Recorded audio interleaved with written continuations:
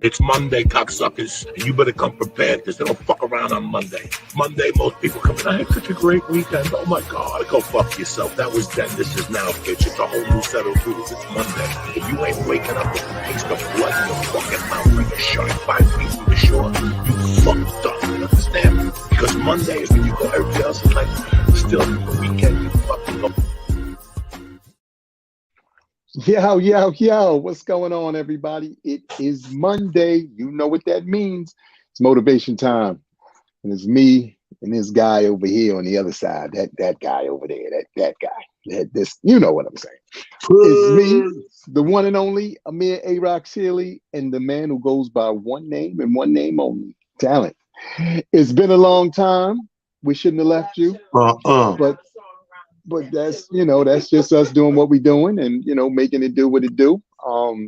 We took off last week, but that wasn't intentional. This man is moving all around the country. He's got, things moving and shaking. And, me, myself as well, we both got things that are happening. So we've been doing everything we can, obviously, to keep this train rolling and to keep you guys. Well, hold on. I'm a snitch. Let's tell her what really happened. Our producer, Prophet P. I think Prophet P got tied up with 2 hookers on Hunts Point, and we didn't get the link to 604. So we were out, assumed it was not happening. But just to be clear, I'm a snitch. Prophet P solicits pussy any chance to get. Okay, I'm sorry. Go ahead. Yeah. So we did get the what you call it late.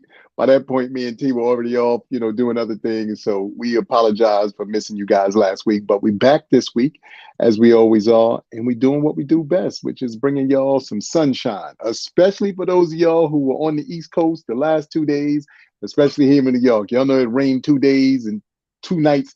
Like we was in Noah's Ark. We was like, all right, come on, son. We need some sun somewhere here. What is going on? This is for the birds. I thought we was in Seattle for a minute. I was like, this is terrible. You know what I realized, bro, with the rain that you bring that up? I realized I have this leak, right? And not inside the house, but inside the house, like the front room or whatever. And, it's been there like forever, but it never really bothers me because either I'm not here, or I'm not here, it don't rain long enough, whatever the case may be. But like you said, these 2 days were heavy. So I found myself for the first time doing like we were old school, grab a couple little buckets, little pots or whatever. I found myself doing that shit and I'm dumping the shit. And I'm like, yo, there's a lot of rain, bro. Like, and this, it ain't no heavy leak or nothing. It's like drip. But over time, you'll be fucking surprised how this shit pans out. No pun intended. No question. So with that having been said, we got some sun today, so we're doing a little bit better here in NYC. But more so than anything, me and this man always kick it off by finding out how each other's weekend went. I'm gonna go first. Like I said, it was just a real dreary weekend here in NYC, so I didn't do nothing but stay home and just kind of play the crib or play close to it and whatnot and enjoy that. It was nice, just some time to be quiet, catch up on some stuff, throw out some stuff, go through things. We making that transition from the cooler weather to the warmer weather. So for anybody and for everybody, please do yourself a favor, get rid of some of that old stuff because it's probably harboring negative energy or bad energy based off of, when you might have brought it into your circumstances. Get rid of it. It's a new month. Today's May 1st. We're in a new month. Spring is here. So let's be springy. Let's get into the energy. Let's get into the energy. Let's get right. So, I just encourage everybody to, do what you can to, turn up your energy, feel great about the sun being out a little bit longer. Take those walks, get your, walks in the sun so you can get that vitamin D in your system. It's imperative. And more importantly, do your purging. It's time to purge again. So you do your purging, you get rid of old stuff that you're not necessarily using anymore. Put your new stuff into play. Let's get it. It's that time of year. Hey man, I'm not hating on you, brothers. I took the opportunity for Saturday and not so much on Sunday. Sunday, we had the early Knick game, so I had to get up, get the day started early. Which here's the thing about a social drinker: start early, your ass going down early. So started watching the game, having lunch with a couple of beers at 1 o'clock. Man, listen, they lucky it was a second game, so I forced myself to go, to the bar at that point. We leave the restaurant, go to catch the second game, which Golden State won. Thank God I had a loss and a win that day. And bro, I was asleep by 9 o'clock. Like, I was under the covers, grabbed the dogs early. Come on, y'all, lay down. We laid down early. And all the dogs were discombobulated because of the time frame. So they're going to the room, kept hitting on the door, like, open this motherfucker. It ain't my bedtime. They smart. They smart like that. He knew it was too early. But that was great. But Friday night, we had a show. I had to host a show. Shout out to my people, the City of Peekskill, New York, and the people over there at the theater out there. We did a show. There's an annual show this young brother does. Actually, former mayor of the town. They call him Noodles. His name is Andre Rainey. Andre Rainey did this thing called Inspire to Change the World. And it's a concert, benefit concert through the arts, to bring everybody together. And it was, you had a very mixed crowd out there, old, young, everything from 5 years old, maybe even younger, up to 75 years old. Everybody was in the theater, and it was a really nice situation. Nice. So I had to host that. Aldo had to open it up, so we went up there together again. The rain had started, you know what I mean? So it was Friday night, the rain had kicked in already. But we got that done. We got done, 11 something at night or whatever. It's an hour ride back home, and he dropped me off, caught up with the family for a minute just to throw a couple back, nightcap, and take it down. Because like I said, the rest of the week was going to be rain, so I had to get rain-proofed around this house and ready dogs and all that good shit. So a good joint. Nevertheless, we got a co-host, our third guest co-host. I'm gonna have time to time just because his energy's so dope. Sean Harvey, what up, player? What's going on, Sean? How's everything, brother? Man? Good to see you. Yes, hey, sir. Thanks for joining. You're looking good in that LL Cool J red. You already know, man. It's the red and the right trim, the whole trim thing. I'm good right now. We're straight. Well, listen, I appreciate you, man. Welcome to Motivation Monday. Welcome back. This is your living room. Like I told you, more than welcome. That's why anytime, when we doing it, brother, feel free to come on board and have a good time with us. So kicking things off, I'm going to set it off like this. I did a little pre-show this morning. I don't know if y'all seen me on live. I did a little pre-thing to tell people, motivation-wise, one of the things we can do to better ourselves is understanding, meaning this. We all understand the one dimension of us, but we don't understand that there's more than one dimension of us. People always get caught in one dimension, and we're more than one thing. So what happens is I'm finding that people, because they're not doing their due diligence to go out to expound from that one dimension, they find themselves getting in trouble. We watched last week 2 of the top news names from across the street from each other, from CNN to Fox. We watched both brothers been let go. And basically, even though it was 2 different things they were talking about, they both wasn't paying attention to the climate that they were in. To me, Tucker Carlson was just so busy trying to do Trump and the Republicans bidding, he's not understanding what him and that station becomes liable. So it ended up at the end of the day by, assassinating the character of the company that had the electronic voting machines. You fucking with their character, which in ultimate you fucking with the bottom line and their profit sharing. So when you talk dirt there's been over a year, going on 2 years of fake election, the machines. These motherfuckers got a case, and they go, yo, we got to sue you, motherfuckers. Ain't nothing wrong with these machines, but we can't sell them to this nation or this city or this state. We're in business to sell these machines, and they're not fraudulent. But y'all keep putting that out there like that. We're gonna show and prove and sue you, and they won to the tune of $787 million. Now when you get into those numbers, nigga, you just shy of $1 billion. Facts. You right there at 80, which is 20 from $1 billion. So you as a single individual pushed this so much. The company looked at you and said, yo, this motherfucker cost us $1 billion. You got to go. If he paid attention to the climate, I don't think he would have pushed that agenda so far, given all the different climate stuff going on. Same thing with Don Lemon. This motherfucker, like we ain't in a female revolution. This motherfucker gonna go on record, and the lady running for president, the Haley lady, gonna call her out of her name and age and go, she's past her prime. Everybody know When a bitch get this high, they pass it. I was like, whoa, fam, you can't Wasn't do that. This is the new era. This is the new climate. More importantly, this is the year of the new woman. This facts. woman here is not saying, I want to be barefoot and pregnant. I want to sit home. They saying, nah, I'm in the workplace. Nigga, pay me right. Give me my shit right like you gave him, because I'm smarter than him.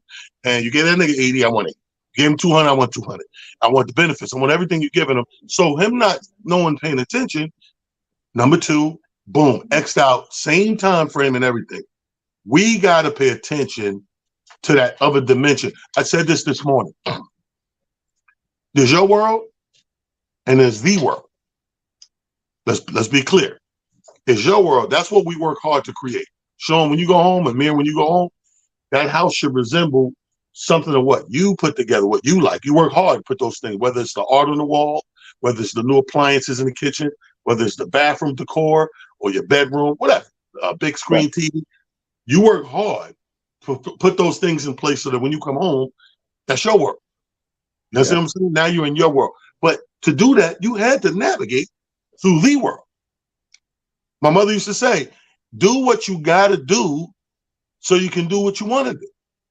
Yeah. You're not going to be able to do what you want to do if you didn't go do what you got to do. Meaning, I know what she meant. Not at the time. I mean, I know later. At the time, I said, my mother's fucking crazy. What the fuck does that mean? Right. As an adult, I'm like, oh, you know, the harder you work, the harder you're able to play. So those are two worlds that are, one is by default. But you got to learn it, though. You got to do your due diligence. Know the climate going on in the outside world. Blah, blah, blah. What I can't do. What's frowned upon. What's illegal. What's legal. Blah, blah, blah. Okay, cool. Once I do that, I know how to navigate when I leave out this door and go into their situation. I know how to navigate and conduct myself. But guess what? I do all that so when I come back to my world, I'm at peace with these three fucking critters, these four motherfuckers running around here, fucking shit up. And I'm happy they fucking, that's how you know you're in a peaceful place. These dogs be fucking shit up. And I'd be happy to be home to witness them fucking doing shit. stuff. No question. Well, go ahead, Sean. Well, first of all, thank you for clearing up a lot and putting things in perspective. And before I start, I want to say, once again, salute to Amir Sealy, purple tie, that's purple bow tie, which is in the Motivational Monday Hall of Fame. Secondly, I kind of do agree with Don Lemon. My second baby mother definitely passed her prime. Now, this is the deal. Boy, you touched on a lot. Pause. But we now live in we live in a polarized society. People don't have feelings for other people anymore via the internet and social media. And I say that to say, yes, Tucker Carlson, who was in his own zone, not knowing that he was damaging the reputation of a voting company, right, that can't get any work. But not only that, there's a second company that's suing Fox for $2 billion. So check this out. The whole Fox commentating crew has wiped out Fox News profits for last year. They made a couple of billion. That's gone. Yeah. But my whole thing is, it seems like we, as a society online, we don't have feelings for each other no more. Tucker Carlson has no feelings for anybody but himself. Even when they warned him to stop, and even when the Dominion Voting Company had all the proof in the world that none of this was fraudulent, he still couldn't pump the brakes and stop and go, you know what? My fault. All this was wrong. Dominion was right. They proved it. There was no voter fraud. And even when he found that out, he still couldn't stop. And this is the problem right now. Polarization and narcissism and the me, and I'm not talking about the Me Too movement, the me, instant gratification of what they call now the alternate reality. You just said it. The world is the real world, and then there's another world. And that's the problem here. Now, Don Lemon, and I'm going to yield my time, Don Lemon can't work. You know when they on the job application, when it said, can you work well with others? Don Lemon can't work well with anybody. But to say the things that he said, and the thing, and then he's abusing 2 white women on the show. Right. You can't scream on Babylonian corporate white women on TV and they start crying and you think you're going to keep your job. I call it the Luthelius syndrome. Now, who's Right. Luthelius? That's T.J. Holmes. That's his real name. Hilarious. T.J. Holmes. You can't have sex with white women in corporate America and the white man won't pay you. It's never gonna happen. So that's let problem. me say this. First of all, the lady would take offense to you calling her white because she claims that she's whatever percentage Native American or whatever. But here's my real point. My fault. The reason why I disagree with the prime thing is because the bitch is running for office. What is the prime in running for office? We got a nigga there 112 right now. Now. What is her being past her prime if she's running? Now, Don, the reason you know Don's a gay man because a straight man would have never said that. The only way you said one past her prime, you're looking at her that way.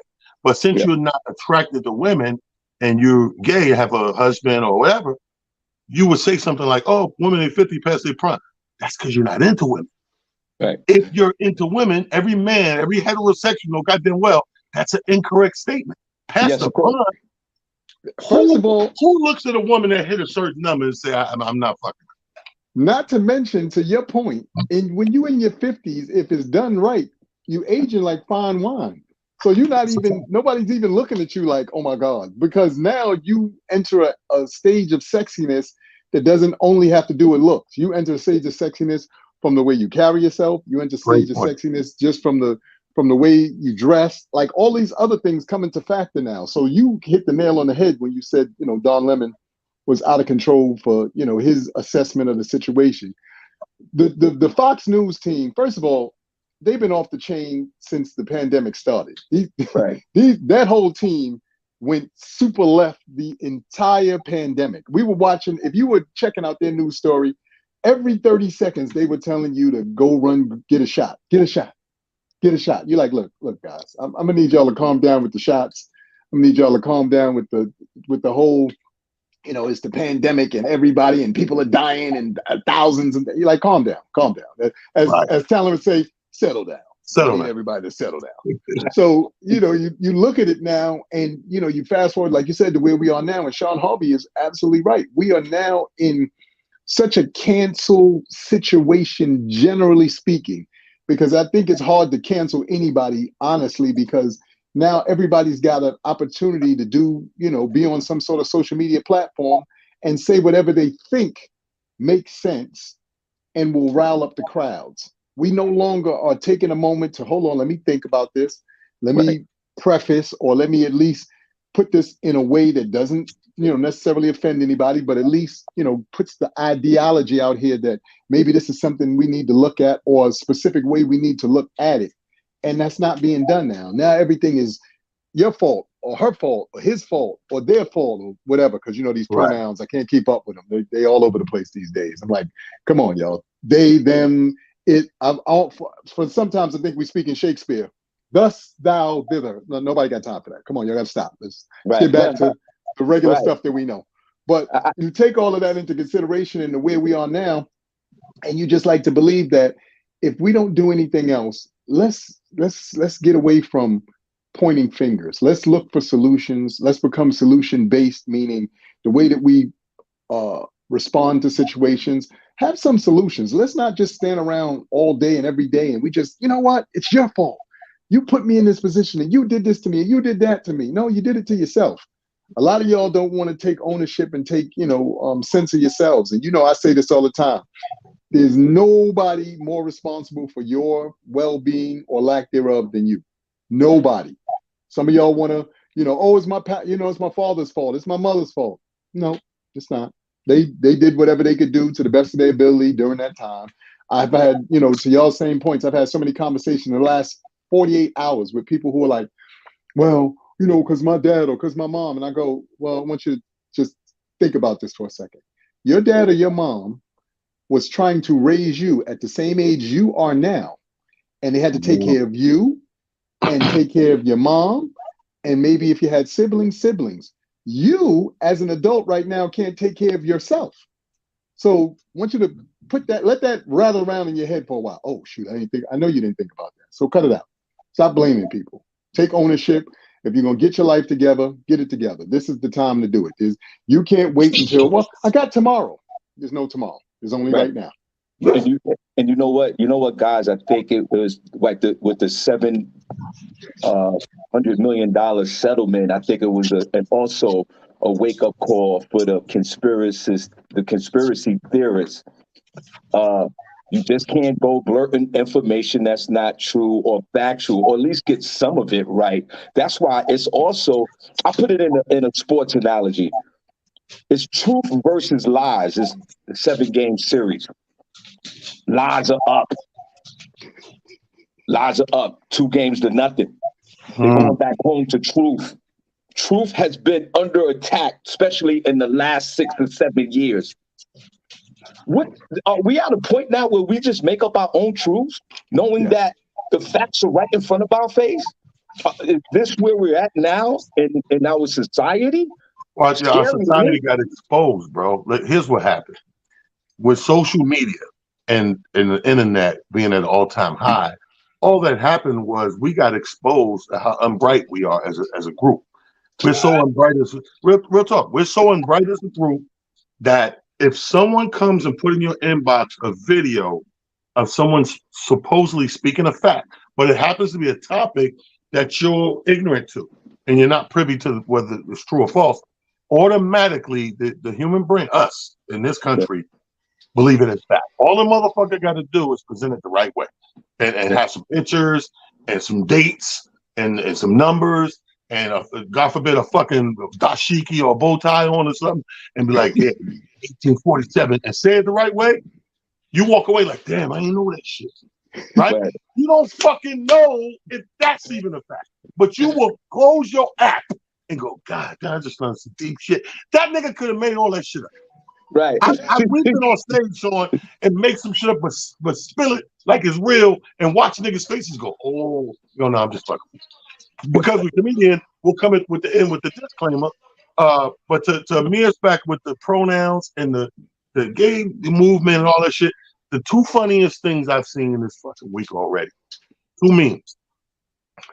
One meme said the bitch is driving, there's a video, she's just driving all comfortable in the car, sun shining, and the sentence or paragraph says, my boss just called me and said, yo, fuck you been at? I ain't seen you around all week. And she said, oh, I was there.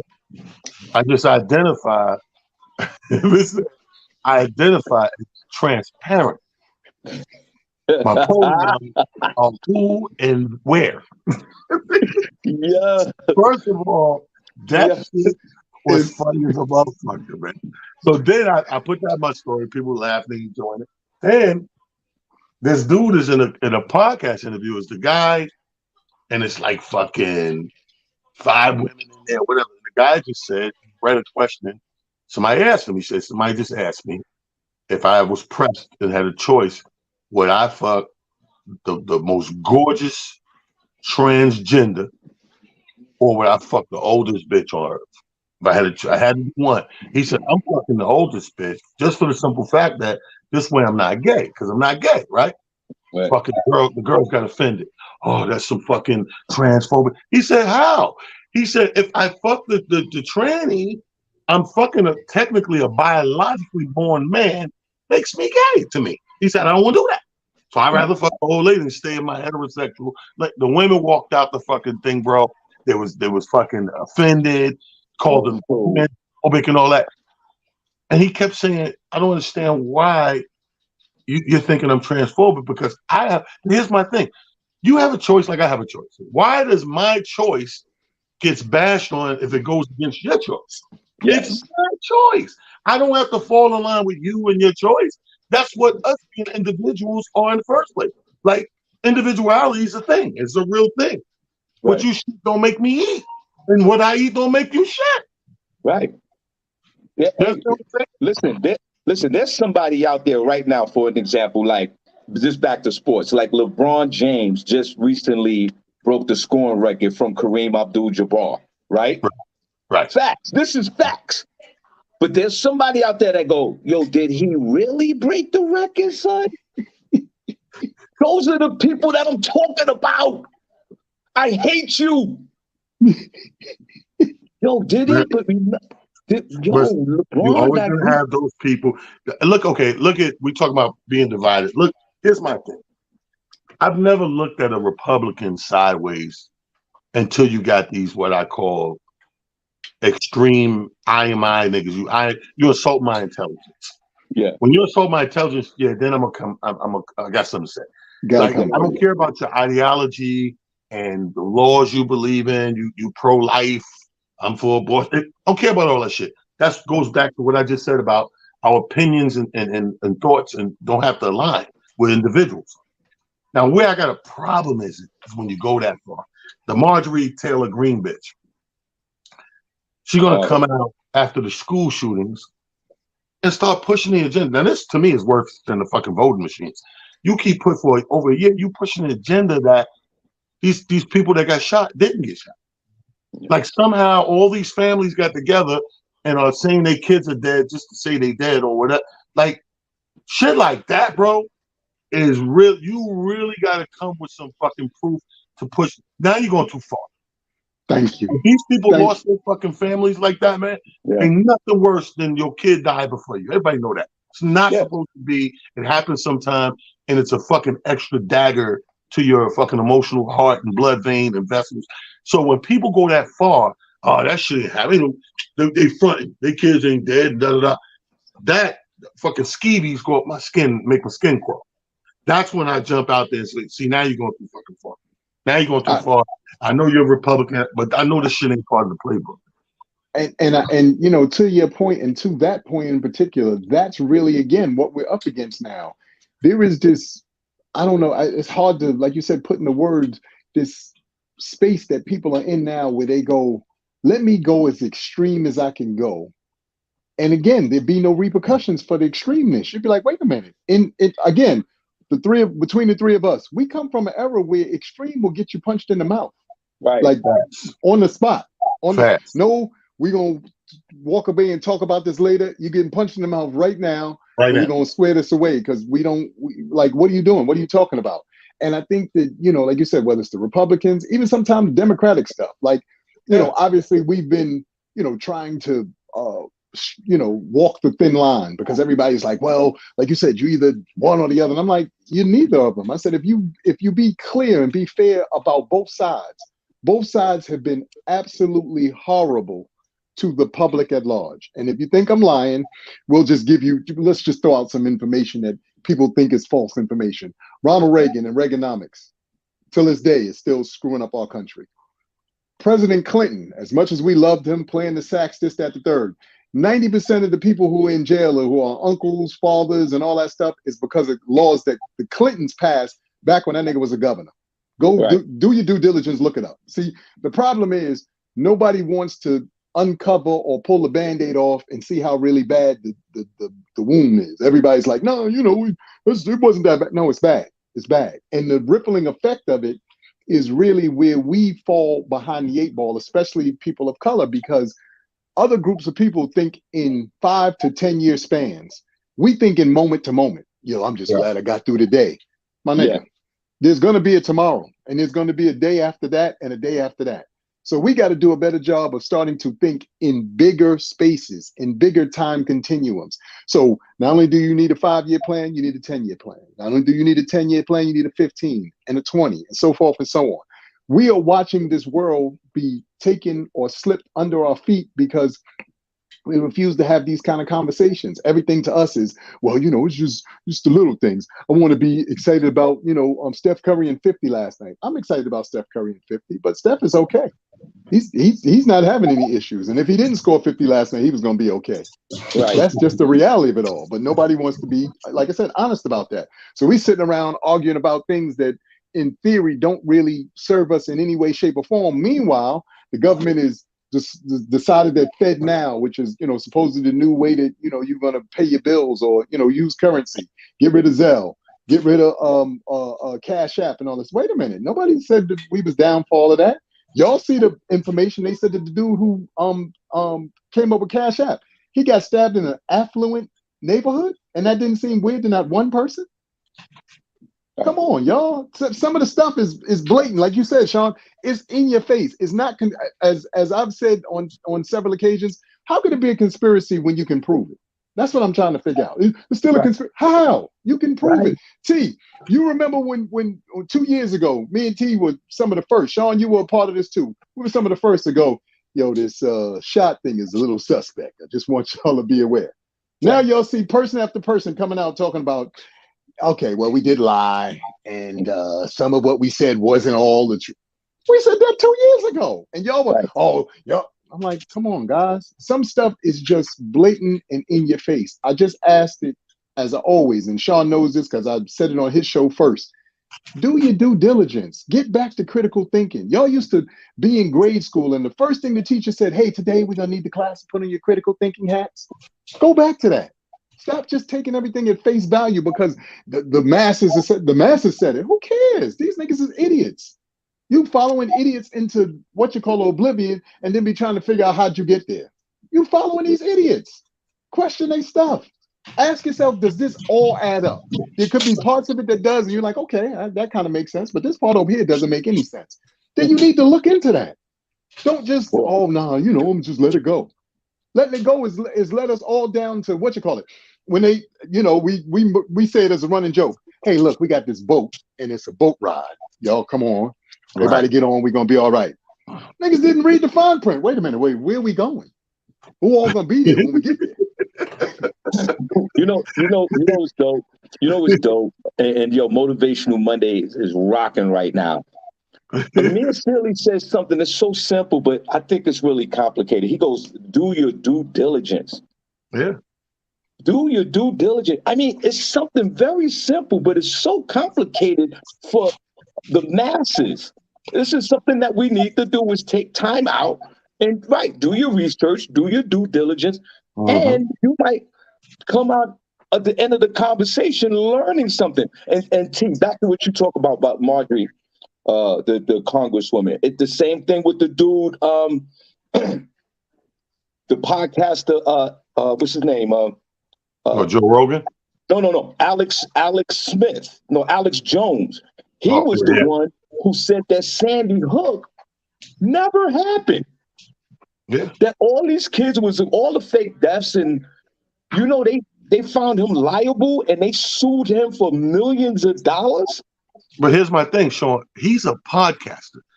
These niggas can do what the fuck they want because it's up to you to, like he said, do your due diligence to figure out truth or false. But for one of our elected officials in this government to run and go spew and piggyback on it, that's why I got to draw the line because, bitch, you work for me. Right. In the essence, you work for me. That guy don't work for me. That guy's a freelancer. He can come on and talk about aliens every Tuesday if he wants. That's his prerogative.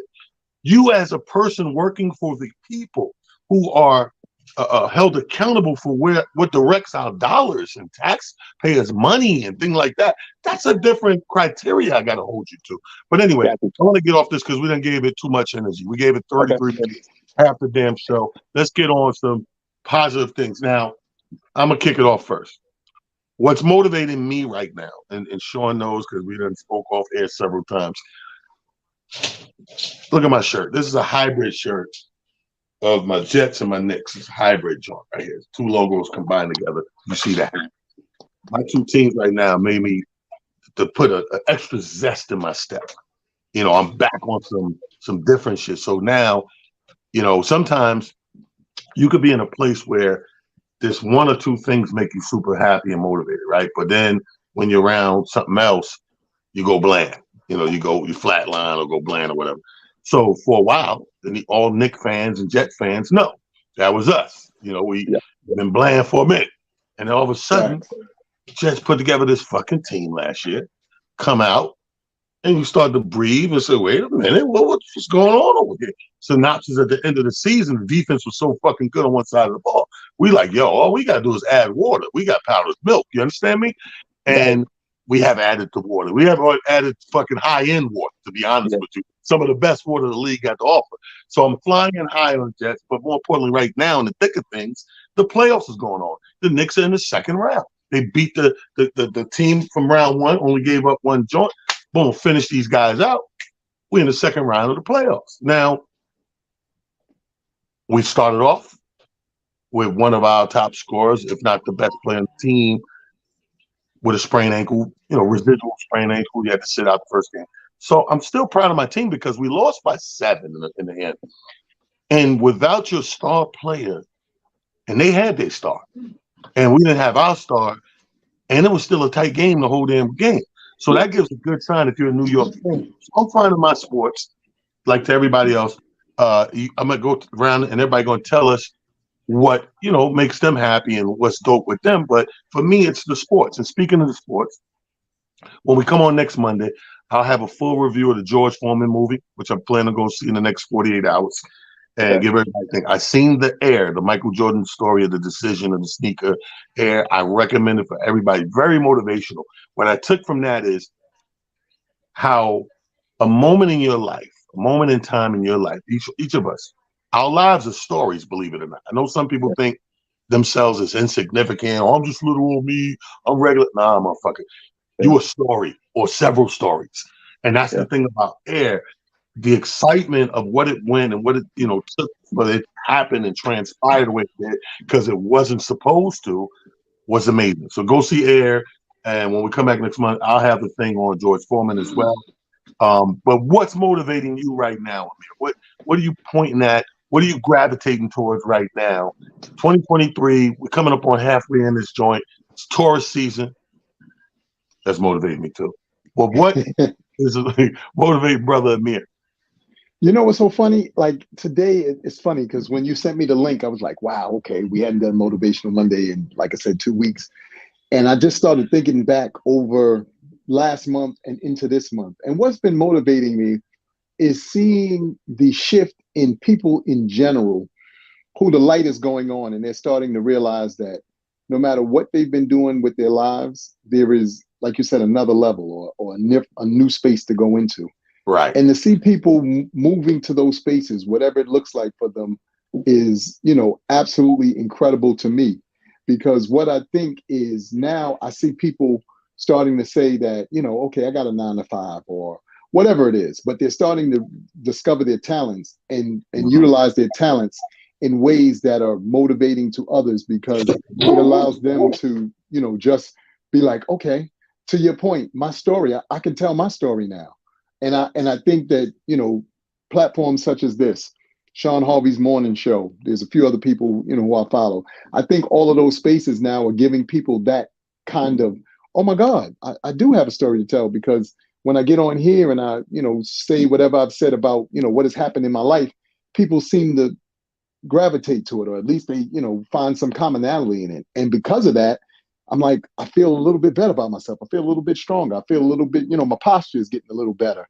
And I think that has been the most gratifying and wonderful thing that I've seen in the last few months, is watching people awaken to their own greatness and then starting to, share it, regardless of what it is. If you're a baker, you're out here making the greatest, cookies and cakes in the world. If you're a singer, you're finding time to maybe get on and do a TikTok where you actually sing and show people, showcase people how well you sing and things of that magnitude. And I believe that what we're going to see in the next, 6 months to a year is all of these wonderful people who have been friends of ours and have been, people who we've just, shared different things with, but now we'll see them starting to step into the light and be seen and be heard and help turn that light on in others. So I think that that's the dopest thing to me that's going on right now. And I'm really inspired by that personally. You know what I mean? Yo. Sean Harvey, your turn, baby. What's motivating the emperor of morning shows, Sean Harvey? What you gravitating to? You know what? Right now, Amir still is motivating me. I tell you that much. But good to know. But you know what? You're right. Just before I get into that, I just want to say this. Back to the New York Jet scenario and back to the football. real quick. Now, for me, I'm really a New York Jets fan. No disrespect to the New York Giants and all the others. I mean, I do rock New York. If the Giants are playing and they the world, if the Giants win the Super Bowl and they was playing the Chargers, obviously I'm going for the Giants. But I'm a Jets fan, straight up, straight green. I'm a Knicks fan, straight blue and orange. I'm a Yankee fan, and even last year, last football season, the games were exciting. Sundays became exciting to be a Jet fan last year. If we finished 7-10 or 7-9, 8-9, I can't remember our record, but it became very exciting. And our defense rocked the whole football year. No one got hurt. And you're right. We was just looking for that missing piece offensively. And when Aaron Rodgers became a Jet the other day, I actually called you, T. I said, yo, Aaron's with us. I said, yeah, when you been? And I'm like, wait a minute. I look online. I see him with the number 8 jersey. And that just took being a fan and a supporter to the Jets a whole nother level. And one more thing about motivation. Julius Randolph, I don't know if y'all know this or not, but I know he didn't play, but that man was doing his layups before the game. He was taking some shots. He really did try his best to play. He tried his best to play, but he couldn't. And I saw him at the pregame show doing layups and taking drills, but he just couldn't do it. So that's also a motivating situation for me. But you know what's really motivating me right now? I completed a difficult task here in the house. I did something with my carpet, and there was a repair that had to be done to my carpet, and I didn't call the dude, and I researched it, and it was something difficult, and I completed the task. I'm not a handyman, bro. Yo, my wife is more of a man in this house than I am. But I completed something, and I was like, I did that. Don't that make you feel good though? Like when you're not a handyman and you do anything, it's a fucking triumph, ain't it? Yo, that was me every Christmas when my kids were little. Like, I'm not a handyman. So if this shit ain't coming together, I'm like, fuck. Now I'm in the middle of the fucking floor, my long johns with a screwdriver and 2 AA batteries. I put this shit together. So every time I achieved that shit, bro, I was like, yes. Because nigga, I'm not. Here's my thing. I had a plan way back in middle school. My plan was get out there, work hard, bust your ass, make enough money that anything you need done, you can pay to get done. Yeah. I'm some real shit. And people may think you got people, oh, you lazy, you selfish, this, that, you this, that. You'll call me whatever the fuck you want, but I'm more prone to keep the economy going with paying for everything than the motherfucker that ain't. Right. No, sometimes listen, true story. I got rid of my vehicles about 4 or 5 years ago. Right. I did the math, it didn't make sense. You know what I mean? Nigga, Uber and Lyft's at all-time high. It's very convenient for my mom to flip of the phone. You know what? I'm going to do that because it's better, right? So I'm doing that shit. So you know what I find myself, that to me that's so small but a big deal? I'll get off somewhere, like a train station or somewhere, an airport, and every now and then, if I got a little cash in my pocket, I take a cab. I'm keeping the fucking balance of the economy open. Now, I done did 10 Ubers in the last 2 days. I'm going, you know what? I'm going to get a real cab today. Right. Put some money in the cab nigga pocket. But that was my plan. It's not by accident. My plan was make sure you get well off, put yourself in position so that all those things that you didn't take auto mechanic in high school.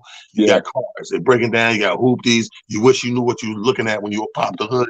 Okay, I'm gonna have money to get that shit fixed. All right. Yeah, right. Take this. Okay, there's enough money for the landscaper to get that shit fixed. Okay, you didn't take that. This nigga does sheetrocking. This how much this shit gonna cost.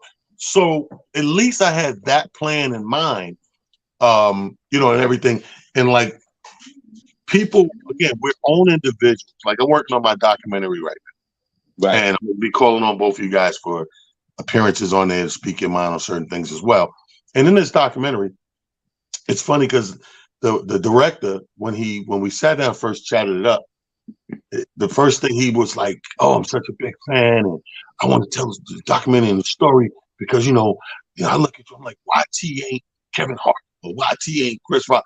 And I said, "Well, first of all, before you sign off to do this shit, you're gonna probably hate the answer. Right. When we're filming this shit, you're gonna get the answer. Probably ain't gonna be an answer you like because people don't understand. People look at us from the outside and they come up with their own pictures of what they think they want to see you doing or hopes or their idea of making it or whatever it is. But you got to understand, each individual got their own thing. Like I watched the thing of Steve Harvey the other day, and the funniest thing that stood out is in his mind, he had already separated when he started getting his foot in on things, the movies from TV. Right. He already made up in his mind, like, I'm built for TV. I want to do TV. Fuck movies. He was like, dude, I never read a script or read for a thing. When you see me in some sort of movies like Roscoe or some shit, I'm just ad-libbing in on who I am. He said, but that's not my thing. I know I'm a TV guy, right? So for me, I know I'm a stand-up guy. Right. You know what I mean? I'll do the sprinkle little things on the side because it behooves us financially and notoriety-wise, but my fucking legs are planted firmly and hard in this thing called stand-up. It's sort of like Michael Jackson and Prince. You get people all the time that argue about who's better. Prince played the thing. Yeah, well, Mike did this. Da, da, da. Prince followed a vision a little different than Mike. Not even a little, a lot different than Mike. We know of him because of his talent and his skills on what level they were, but he wasn't chasing the same blueprint as a Michael Jackson was. And that's okay to have the Michaels and the Princes and the James Browns and all different entities, all chasing or have a different blueprint or structure where they want to go with it. You know what I mean? As both you guys should as well. Let me give another recommendation. You want to be motivated? Watch the Tupac joint, Dear Mama. Okay. Dear Mama, I'll be honest with you. I went in, when I caught on to have some time to finally watch it, it was 2 episodes up. It comes on every week, but I'm thinking it's just a 2-part series, right? Because I see the 2 episodes. So let me knock these out and I watch them. Now, first of all, very motivating to a historian. People who like history, it's a super take on this. I've seen a lot of Tupac from the movies, documentaries. This comes from a totally separate angle because, it's more the mom telling the story and the aunt and the Black Panthers and stuff like that. So it's coming from the historical part of it, and it's intertwining in what we lived through and what really happened. And kind of from the family, they're giving you his viewpoints on some things of how he felt, like when he got shot and he thought it was puffy and big and how that thing was all fabricated and blown out of proportion and it wasn't him and all that. But they know now, in hindsight, learning what they learned with time. So I implore everybody to go see the Dear Mama thing on Hulu. It's really good and it's very informative. And you're getting like 3 lessons each episode as opposed to just about Tupac. You're getting that Black Panther thing. You're getting Afeni and the family, what they went through in the drug era and coming back from that and his incarcerations and all his linkage and stuff. And it goes into depth. So it's really good. So if you want another motivating thing to watch, remember I said Air is a good movie. I'm going to see George Foreman, but Dear Mama is a series. I think they're 4 in now. They're 3 or 4 episodes in now. Click on that and watch that. So back to you, Amir. Let me ask you this question. How long, and I think, let me say this disclaimer first. I think we've all experienced a level, no matter how small or how big, we've all experienced a level of some sort of depression and or stress during the pandemic, especially the first year or 2. By year 3, we were kind of fluently, slowly getting back and outside and less mask and getting on planes and all that. But definitely, let's say that first year and a half, from the minute we start seeing it on the news to the lockdown to the slowly opening up thing. Do you have any indications during that time yourself, Amir, that you could honestly say, you know what, I felt a little depressed during this time, and this is how I know? Looking at it now, hindsight. It's so funny. It's funny because I had that conversation with somebody today. And in the conversation, I was telling the person, I said, hey, we have, come to a space in a state where, like you said, we're trying to transition back into life. I honestly didn't have a moment where I was depressed, and I'll tell you why. I had prepared in my mind when we first, got locked down to the idea that first, obviously, it wasn't going to be that long, and then it turned into what it turned into. But because of you, and because of Sean Harvey, and because of Mike Sean, and certain other people, I had an opportunity to have an outlet, and I had an opportunity to talk, and I had an opportunity to share my points of views on things that I had seen to this point in life. And with that, for me, I was every day was a chance to celebrate and be excited. When you were doing IG After Dark, and we playing the music, and everybody's rocking, and we having a good time, and the chat is live and all that stuff. And the fun thing about it is you got to remember too, during this time, because people weren't working, we could stay up till the wee hours of the morning. So you're up at 4 or 5 o'clock in the morning talking smack and being silly and all this stuff. And I just thought that it was dope. So for me personally, I didn't really have a moment during any of that. Now, was I saddened by losing friends and people that I care about? No question, as we all were. We lost, people who were near and dear to our hearts. So that, was a big hurdle to have to get over. But just to say depressed, I never got to that. Even to the point that when we got, I don't know if y'all remember, but there was a point when nobody was outside. And my oldest brother had said this to me. He said, hey, man, I challenge you to go out and go into the city and just look at the city from the standpoint of people not being there and look at the beauty of it. So I would go out and start at 57th Street and walk all the way down to the village. Oh, and nice. if you would look, you can stand in the middle of the street and take pictures and look at the architecture and just really drink in our city in a way that you weren't able to do it prior to, the pandemic, because Fifth Avenue and places like that would always be overly crowded. And again, you're happy to see that stuff coming back. The one time that I did become very saddened, I wasn't depressed, but I became saddened, was, I don't know if y'all remember, but there was a point when they boarded up Macy's on 34th Street. Like they had boarded it up and made it look like it was almost abandoned. That messed with me only because my entire childhood was predicated on going to Bloomingdale's and going to Macy's as a kid, because that was, my mom's thing. She would take us downtown, myself, my younger brother, my brother Malik and my sister. And she'd be like, look, we're going downtown and, y'all don't touch anything, all the stuff that, your parents used to say back then. But I always thought it was cool because, you get in there, you see Macy's and you see Bloomingdale's, and the places look like a palace to you because you're a little kid. And then it'd be followed up by a trip to McDonald's or Burger King or something. And you'd be like, oh, we're going to get McDonald's on top of this too? Shit, this is the truth. So to see Macy's boarded up, it just threw me, because I was like, I was like, please tell me that Macy's isn't going away, because this has been everything to us, whether it was school shopping, whatever. It threw you aback. Yeah, it threw you aback. But you can't point out any real depressed states. What about you, Sean Harvey? Any times? No, I wasn't depressed for it. I was more fearful of it. I couldn't. I had to stop watching the Andrew Cuomo death count morning show. I had to stop doing that. The CNN death numbers, that was freaking me out. But it goes back to what you were saying, Amir. That's where the internet was good. That's what social media was good for me. All the shows that were on, and we were all connecting, and we were all chatting with each other because we couldn't go nowhere. I think that was the saving grace for me. Right. I was fearful of my moms and my aunties and all of them and everybody that, was affected with COVID. And so there was some folks that we all know that had passed away, and I was saddened for that and for their passing.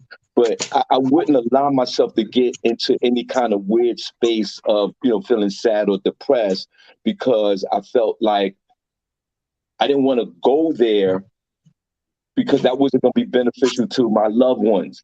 So I just did the reverse. I jumped right into whatever was going on then, as far as communicating with people, staying in touch, obviously trying to stay healthy. We were doing comedy shows on Zoom. I must have bombed about 15 times doing those shows. I never want that to ever come back again. But just being around folks and checking on folks and that positive vibe on social media and on the internet, that kept me going. And, my family being okay. So, yeah, as far as falling in any kind of depression or sadness, I didn't. I was sad, and I felt empathy and remorse, and for people passing.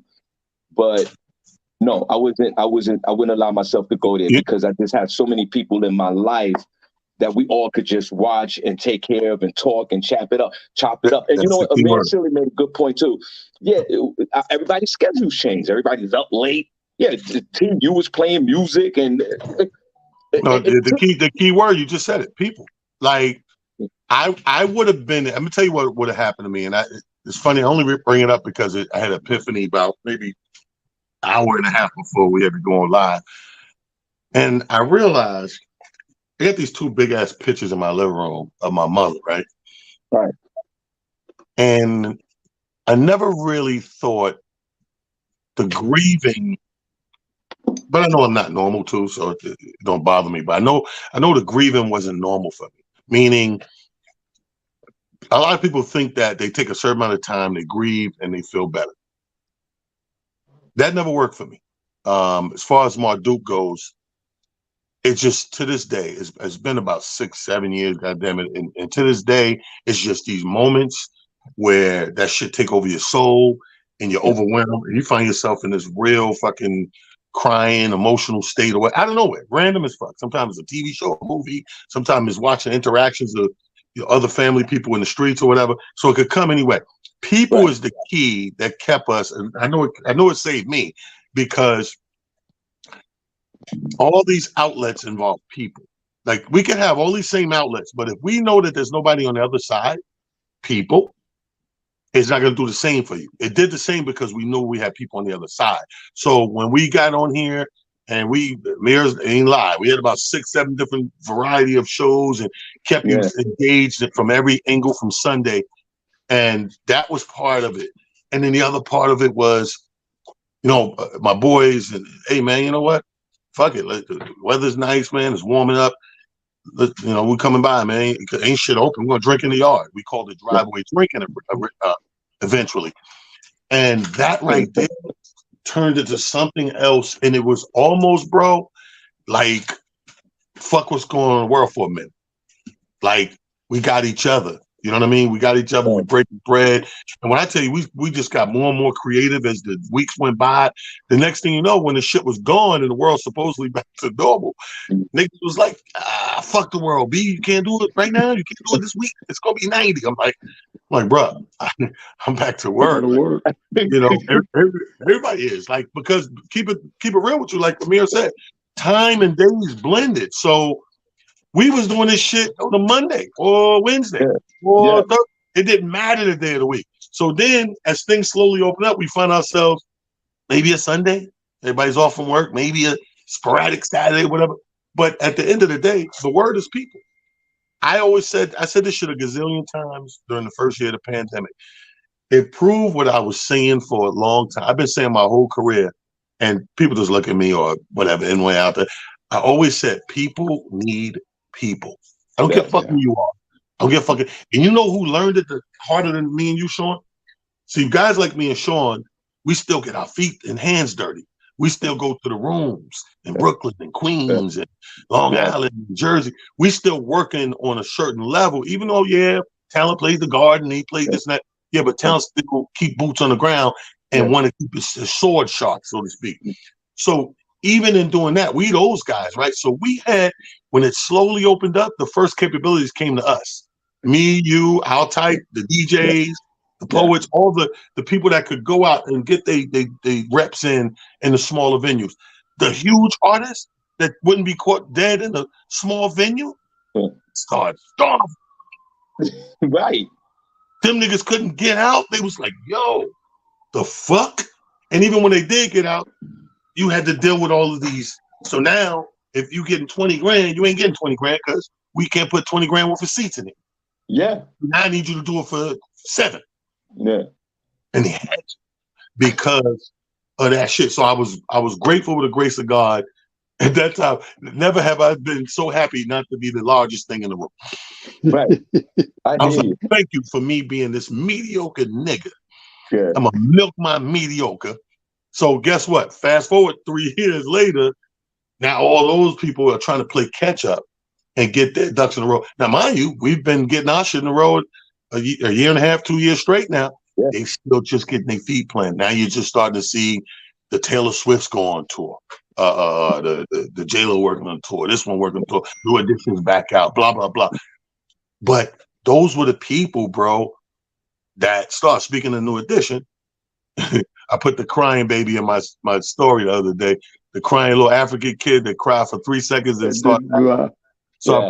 I put the meme up when you get kicked out of New Edition, but then you end up marrying Whitney Houston. So the nigga crying, then he started laughing right away, like, nigga, I left the come up, but I done came up. Yeah. I left one come up and I done came up, nigga. So no, but I mean that stuff is real talk.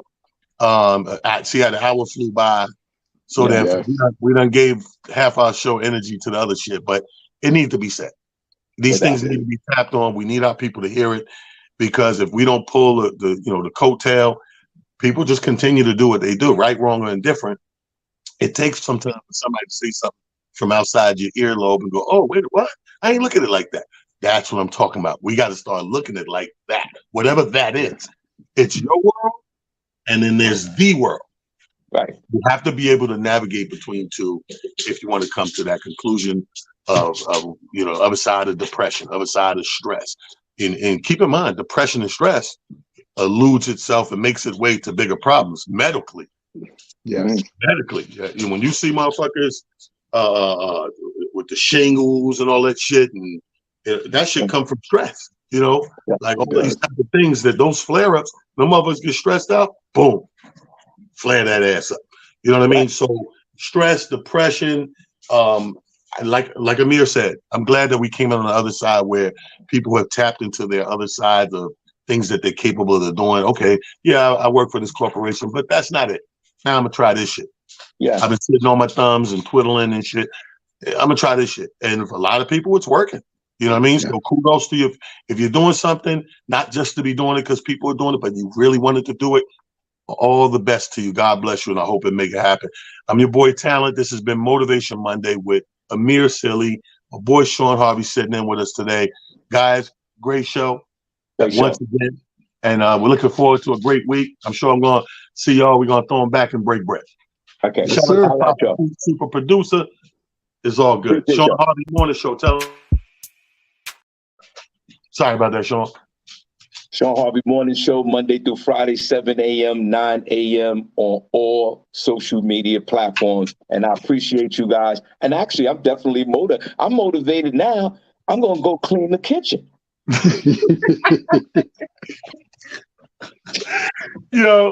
A-Rock Silly is my man Amir. Follow him. Follow Talented Comedian. Peace to y'all. We love you, and nothing you can do about it. Let's go. Yeah. It's Monday, cocksuckers, and you better come prepared because they don't fuck around on Monday. Monday, most people come in, I had such a great weekend. Oh my God, go fuck yourself. That was then, this is now, bitch. It's a whole new set of rules. It's Monday. If you ain't waking up with the taste of blood in your fucking mouth like a shark, 5